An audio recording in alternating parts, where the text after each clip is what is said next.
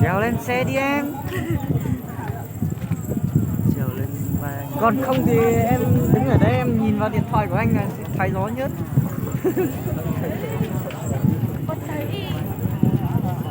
Wow. Chạy cả chỗ luôn chỗ tôi hơi chạy.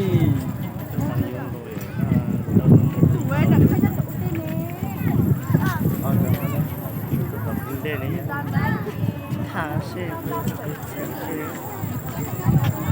đây con nhà tôi cũng máy à.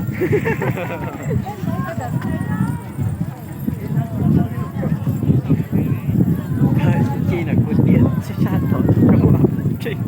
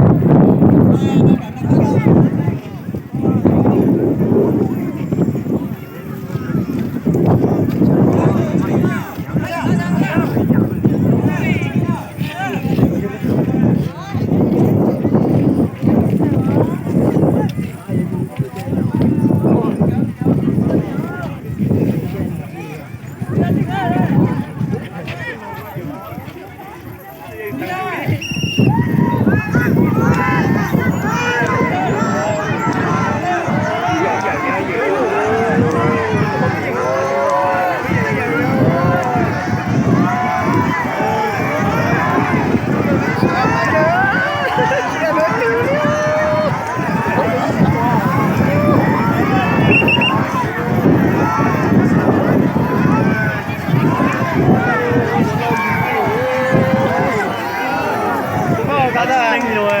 À, đây là tao nó chỉ là tao gì khác. Đây tao gì khác. Tao biết tao.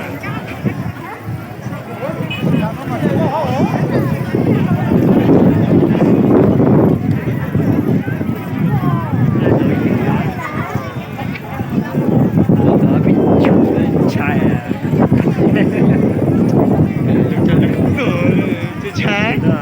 Đây là sprinkle để đông mua tăng ra bất cứ rồi. Ôi là dục có trên dùng cái cái câu và tất cả rất tay mua họ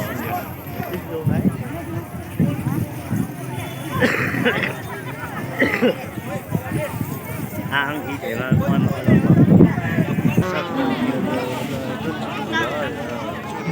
cái sau có thể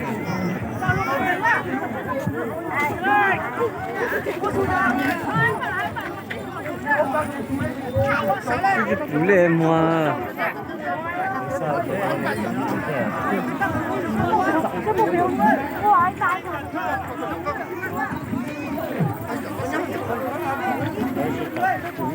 thế 整種冰糕咯。Sige sa akin na doon! Sige, kupo, tagili mo.